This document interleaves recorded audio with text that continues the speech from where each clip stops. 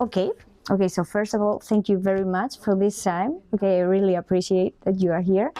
You guys are about to finish school, okay, and start university. How do you feel about this? It's such a big moment in your life, I think. She's closer than me. I'm in year 12, so. Yeah. I mean, I guess this is a very important stage because, it's very exciting. This is a new chapter. I'm about to go and meet so many new people and be able to embark on this new journey of new possibilities. And so I think that leaving school, even though I'm going to miss my friends and everybody, it's a happy farewell because I'm about to start a new story, and I'm very excited because I have many goals and dreams, and I know what I want in this life. So I'm just gonna go and get it. You're so decided. Okay. Okay. What has been for you the best thing of all these years studying here in Thames British School? I think it's been my friends. I mean, it's been a transformation because I came to this school in year 10, and I've been to different schools in my life, 6 schools, but in every school I had to start from the beginning. And starting here with my friends, it took a journey to develop the friend group, but it's the best friends that I had in my life. And the cool thing is that we have friends from like different countries, different perspectives, nationalities, but together it's like awesome because it's so interesting to have such a wide group of people. Okay. And what has been the most challenging thing? If there's any, I don't know. Well, I think it's adapting in a country that I don't know the language of. So learning Spanish from the beginning. But it turned out to be more or less easy because the teachers, they focused a lot. They put emphasis on helping. And my friends also helped me. So now it's very easy. So okay. It's good. Okay. And what is for you the best thing of studying here and the most challenging thing? I think the best thing is that, I started when the school started, so I think I've been here since year 1. So it's been a long journey and lots of teachers, new people, different nationalities, as she said. I think that is the best thing. I think you get to know lots of people, lots of different parts of countries, even in Spain. There's lots of my friends that are from Valencia or other parts of Spain, but also people from different cultural backgrounds. I think it's something really good. Also the teachers. I think most of the teachers that we have in this school like what they do, so they really transfer that in what they teach you. Okay. And the most challenging, I'm from here, so challenges of language wasn't really a thing. And most of my class were Spanish, so think of communication wasn't really an issue. Okay. But I think the most challenging for me was inside school, when you had different teachers. I think getting to know different teachers each year, especially in primary, you had her for almost 7 hours a day. So yeah, I think getting to know her was a bit more complicated. And also you didn't really have a good relationship with her, but I think that was the most challenging. Okay, you said that you were here since the beginning. Yeah. How you have seen a lot of changes, I guess. Yeah. How have you seen the Thames British School change throughout the years? It's changed a lot. I started with in year 1 in the lowest floor of the whole school of primary. Then I went up to the older section, the older floor. I think the best thing of getting to know all of it is that you get to know all of the staff, all of the students. Also, as I was one of the first, I'm now one of the oldest. So lots of people get to know me because there's lots of people in different ages that have been with me through almost all my journey here. I've been 12 years here. So. Whoa. Okay. And also, I think the different stages of how directors direct the school or how we expand in lots of new people. I think the school started with a few students, really, really low. And now, I don't know, we're a lot. 350. We're 350. And when I started, I think we were nursery, reception, year 1 and year 2. Wow. That was it. Okay. Also, my sister couldn't come here because it wasn't secondary. So I think getting that journey from year 1 to now year 12. What a journey. Yeah. Oh, wow. Okay. You study within the British curriculum. What has it meant in your lives, in your professional and personal lives, to study this way? Because it's a completely different methodology from studying in any other place in Spain. Well, I think that the best thing about studying in a British curriculum, it's really different from the Spanish. Really, really different. And I see it a lot. For example, my sister went to a Spanish curriculum, so I think it's the misunderstanding a bit of the British curriculum. But for me, it was the best thing because it's really dynamic, really participative. You were always doing class work. There's lots of group work, which I think for university is really good. There's lots of people that I know that went to this school that are not in university, which was the best thing. Like, they didn't have an issue doing projects in a group or anything like that. I think that is really good from the British curriculum. And also the language. You get to know British people from London, Ireland, whatever. And I think that is one of the best parts. Yeah, that cultural sort of, but that cultural aspect that Lucia mentioned earlier about getting to know different cultures. We've got 32 different nationalities in the school. Yeah. And amongst those, there are Catholics, there are Protestants, there are Muslims, Russian Orthodox. Being put in situations in a subject such as business, for example, or history, where they're having to collaborate on projects and discuss and argue, I think it's a great way for them to learn how to collaborate with various different cultures all at the same time. Different levels of language as well, language skills at the same time. Some people coming from a Russian background with no Spanish, others Spanish with a different perspective on the way in which to work within English. I think those things it's a big opportunity to learn from others completely. It is, yeah. Also, I think, especially in business, as you said, they do it randomly. Like, you don't get to do a group project with your friends. Like, you do it randomly. So I think you get to know people that you normally don't talk to, especially if it's a big class like my class. You get to know, I mean, I never would talk to someone which I'm not really close with, that's not my friend group. In these projects you do, because you have to. And you get to know different, like, lots of their backgrounds, different stories. And and that collaboration and communication is so important in the British system.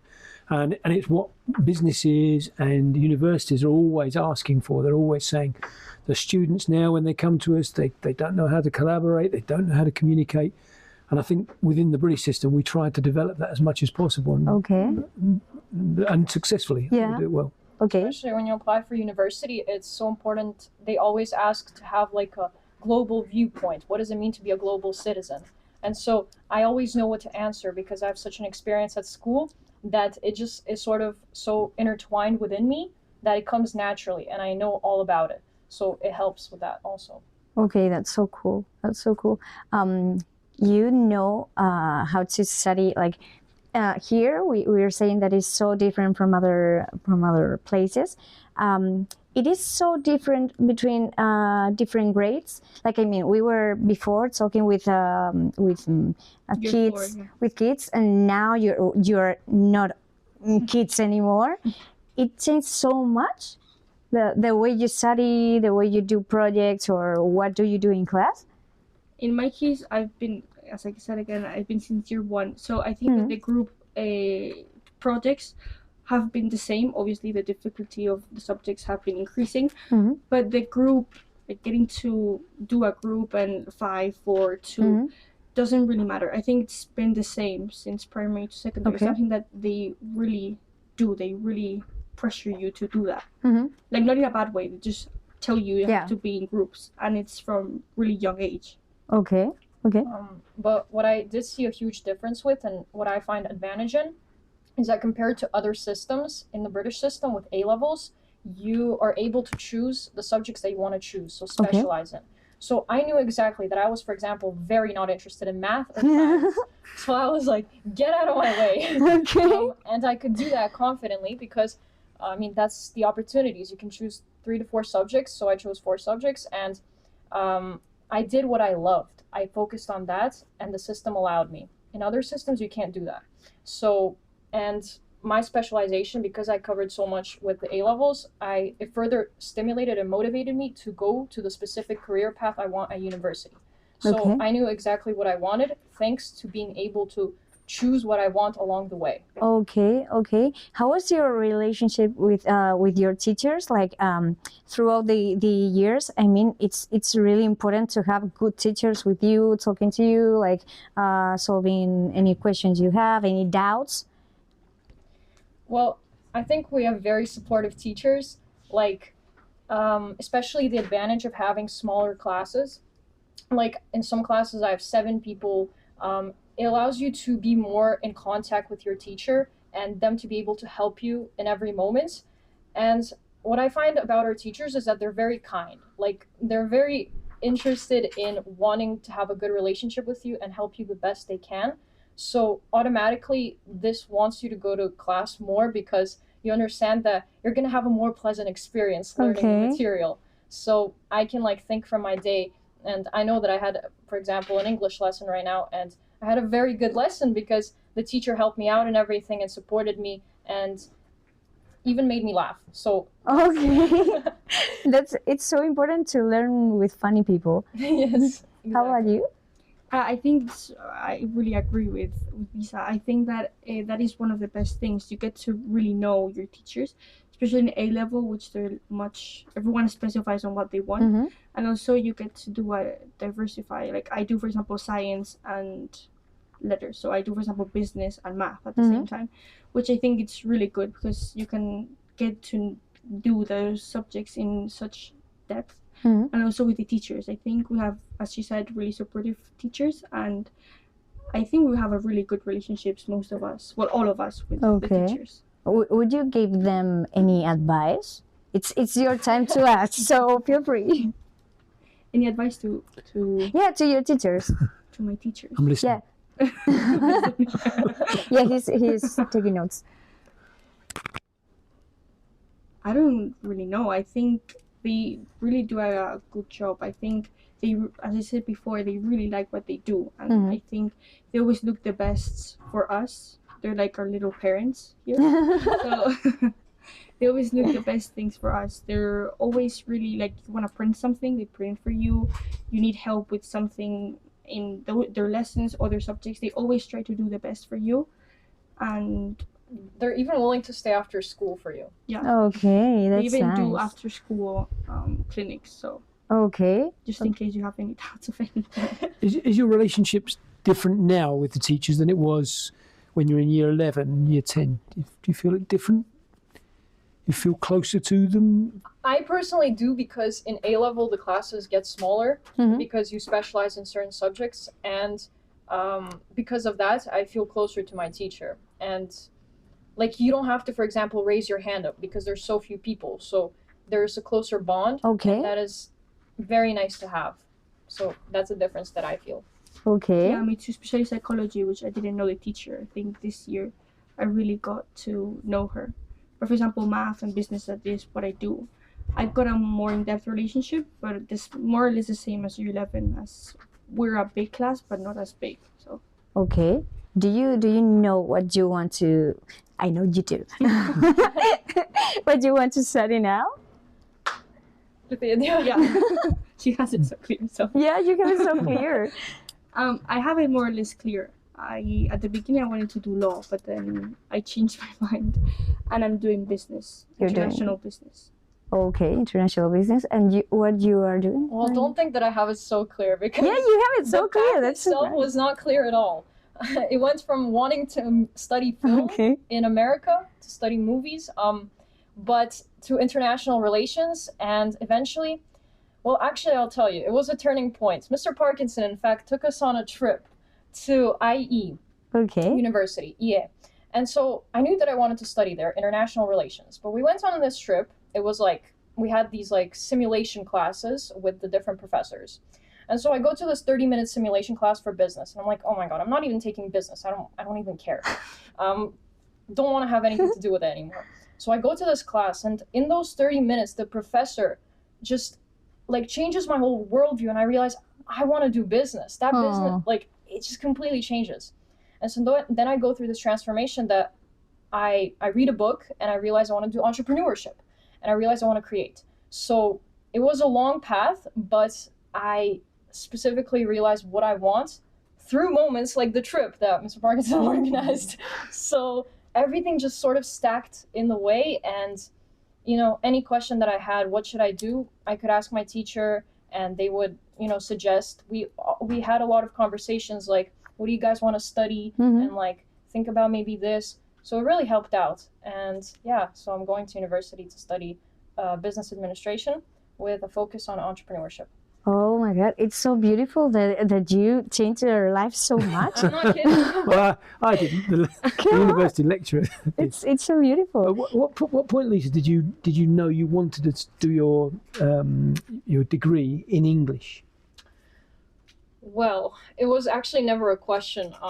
I would definitely study in English because in Canada, like my whole life, I studied in English. So I knew that, well, that's the language that I want. And it was so perfect because IE is like fully teaching everything in English. So it was extremely convenient, and that was just natural.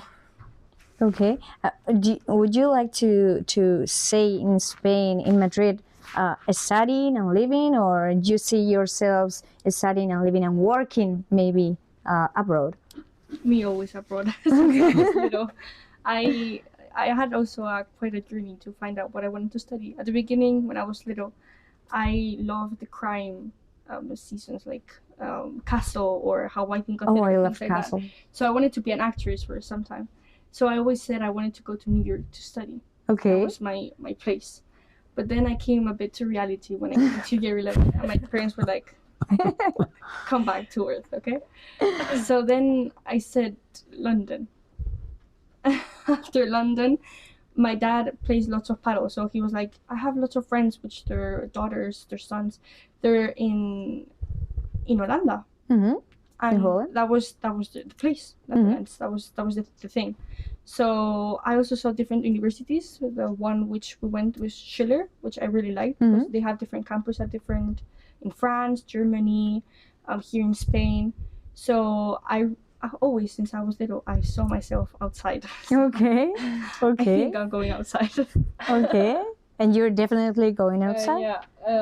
I got into IE a couple months ago, so I'm going there to Madrid. Okay. And I'll live here.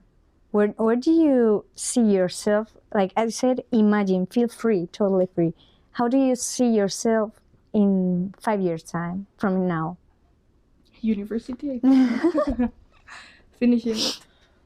Then Look, I want to have a crazy life. Like A crazy life? yeah, I want to have a freaking crazy life. Well, if you want to know the details, I got into this winter. I got into vibe coding, so I knew 0 coding skills. Literally, I didn't know how to code, but I knew that I wanted to create. So I thought I'd go to university and I'll find my team and I'm going to create something. There's this movie called The Social Network. Yeah, It's about I know. and watching that movie, it really inspired me. That whole story, and I was like, this is the life I want to live. And so I thought, okay, well, I need to, just live this 1 year and then I'll be able to start building my story. But I got into vibe coding this winter, which is basically where AI codes everything for you. You tell it what to do and it codes for you. And I already got to the point where I created my first app that I launched to the App Store. Ooh. So I'm starting with stuff, and this stuff is teaching me so many things. Well, a lot of failure, a lot of resilience, a lot of persistence. And that's why even for the exams, like, I am extremely calm because I have so much experience already. Okay. But going to university, I want to know that I want to create something global. And I know that I'm not going to give up because the amount of times that I could have gave up at this point with my app is like hundreds of times, but I didn't. And I'm still not giving up. So I'm going to university. I'm extremely passionate and excited. I know what I want in this life. And yeah, I'm gonna just wait for that moment to come. Okay, you're so confident. I love it. I love it. Really. We've already talked about getting to know people from so many different countries here. Do you also know people from many different countries outside Thames British School, or you get to talk with people from whenever out of here? Yes, I think from friends of friends of friends of friends. Okay. Especially if they're from that different nationality from the beginning, I think they have lots of friends of different nationalities between them outside of school. So the majority are from here. I think here there's lots of diverse, but outside of school as well. I think especially in Madrid Center, there's lots of people from my friends that live in Madrid Center. There are lots of people at different places, different countries as well.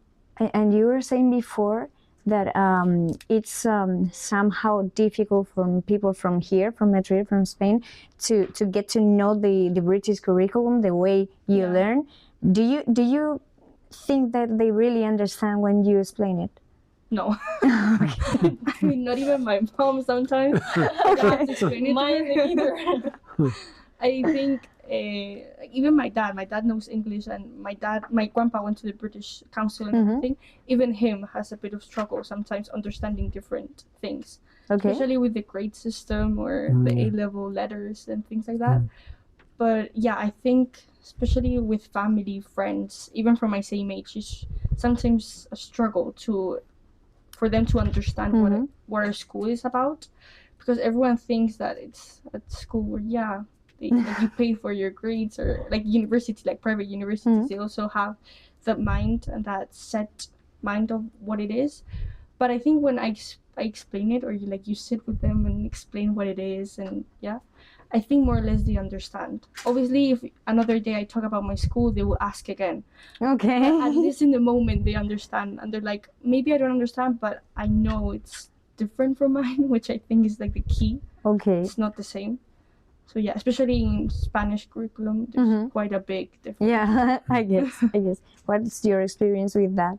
You know, when people ask me, so what grade are you in? And I say, year 13, they're like, what?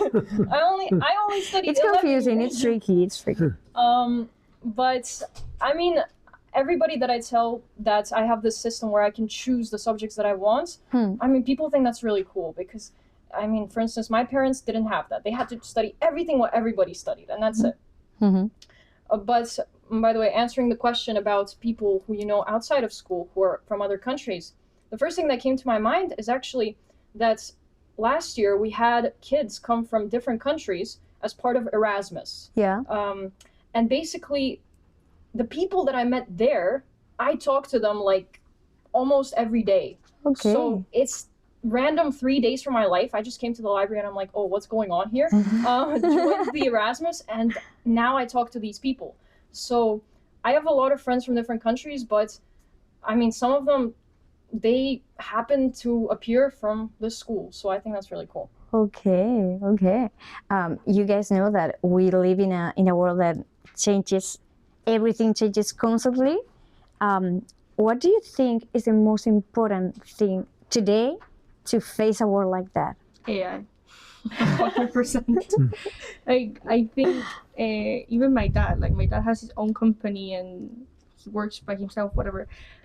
Even him sees every Saturday, every Sunday videos of AI on how to improve things, even in his own work, which is just like printing or designing. He's every day even teaching me, like, Gemini through this new thing, you can do this or you can do that. Even doing presentations. Like, I think one of the best skills towards working or even universities, AI. I think it's the future. Okay. I absolutely agree. And the question that you ask, what can we advise our teachers? I think it has a lot to do with this, because AI, people often say that it's bad because you can just copy your work and stuff. In schools. But AI has so much potential. I mean, my mom knows more about AI than I do. Because, again, she watches on Instagram those people that say, this is now happening in the world, this is now happening. And she sends me all those reels, and I'm like, Mom, I don't have time for your reels. But basically, leave me alone. But then she tells me what's happening in the world, and then I use it for my essays, for my argumentative essays to argue stuff. And basically, if teachers and curriculums could implement AI into school through how can you create a presentation more effectively, more efficiently, quicker, because right now time is so important. Time is running out. We need to make best use of it.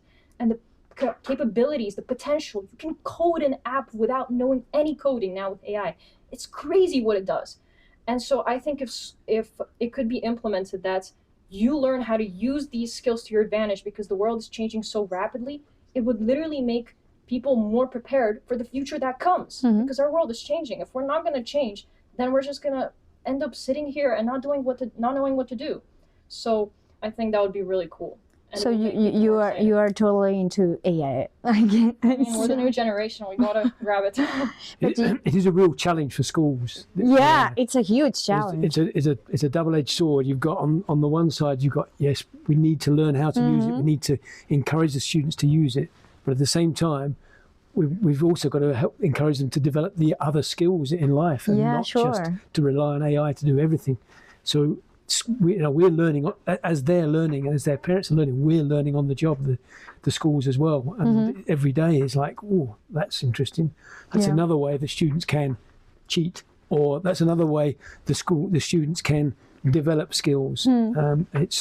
Do you think huge. the three of you think that it has more advantages than risks in talking about education? I think it's arguable. I think Very arguable. there's, as he said, two sides of it. I think that people that use AI now in schools, they do it as a cheat, because I think it's also what you said, it's not really taught. So I think it's how you get the use of it, how you're going to use it. It's your own knowledge. It's how you ask for it, how you tell him what to do. But I think that if it's taught in a different way, or it's somehow shown how to use it, how to argue it when you're using it, like even using an image, you have to argue why you use that. I think it's a good thing, a good element to... Yeah, I agree 100%. Okay. How do you see, imagine the world, you're now going to university in a few years, how everything is changing so fast. How do you think that when you finish university, the world will be like? It's like a dreaming very high, but... I need to think. I mean, you can imagine whatever. You can just... I think, Like, it would be everything about technology and AI, like, everywhere? I think... I mean, I wouldn't be surprised if there's like these humanoid robots in each person's household that clean up and do stuff for you. Because you go on Netflix and you see their series like Cassandra. I don't know if you know it. Yeah. It's kind of creepy, but that's not a good example. But I mean, it's if we're going to such an extent where we have literally the artificial intellect developing so much, then what difference does it make if you have like a robot that just does the work for you?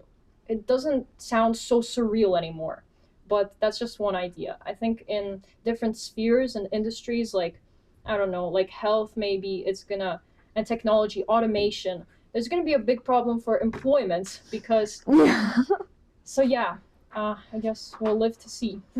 Do you think it's gonna be any day similar, like the experience you guys can have with him, for example, with your teacher, human teacher, instead of a robot? It's gonna... I believe that technology is really important and you have to learn about it, but I think that human abilities can never be substituted. I don't know if you I think it depends on the career. I think there's some careers that can be changed and obviously overlap them.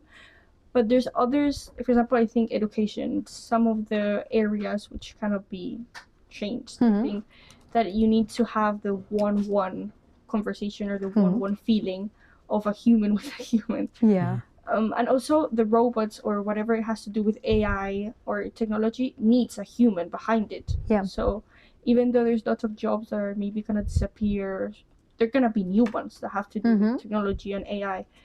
But also they're gonna need more humans to get those robots and those new AI development. Okay. Yeah, it's sort of, yes, like empathy. I think that teachers provide this empathy. I mean, it's something that you can't just find anywhere else because, I mean, the human shows their emotions, their smile, their everything. And this is what gives people this feeling of warmth. So teachers they're people, and you want people when you're doing something so frustrating. You want people to support you. You want people to motivate you, not a machine. It's that emotional intelligence as opposed to artificial intelligence. Yeah, Exactly. That's what human beings we need that, we need it. and we get that through our friends, through our families, through our teachers, and certainly at the moment that won't change. But maybe 10 years time, the robots We'll will be able see. to create their own emotional intelligence. I hope it doesn't change that much. I need humans. We need to interact, to talk with. I can't be the whole day talking with a robot. Come on, I can't. Like, humans are really subjective and robots are really objective. So Yeah. for us, life is really subjective, really quick, really fast. And Yeah. robots are going to maintain. They're really objective. Like, you cannot be a teacher and have only the codes of what you know, like the knowledge that you have to know from studying being a teacher. No, you have to have empathy with someone who failed, or how to help them in a different way. Because also now with lots of the different diversities, not only nationalities, but like people that have dyslexia or different things, everyone will learn in a different way. So that is things that are changing each time. Okay, how do you specifically think that with all this technology, education is going to change in the next years? Like maybe it's gonna be more personal, adapted to people with struggle, with issues, or something like that? I think the education system is always going in that direction, adapting to the fact that there's many ways in which a student can learn. So I think that will only continue, and whether it was AI or not AI, that would only continue. But I do think the education itself, I don't think will change massively. I don't think at the end of the day, from the 1960s to now, despite the fact there's been have been a lot of change, a lot of developments, it's still one teacher in a classroom with 20-something students. The teacher imparting most of the time knowledge to those students learning skills from that teacher. I think that will continue. Okay. And you want to add anything else?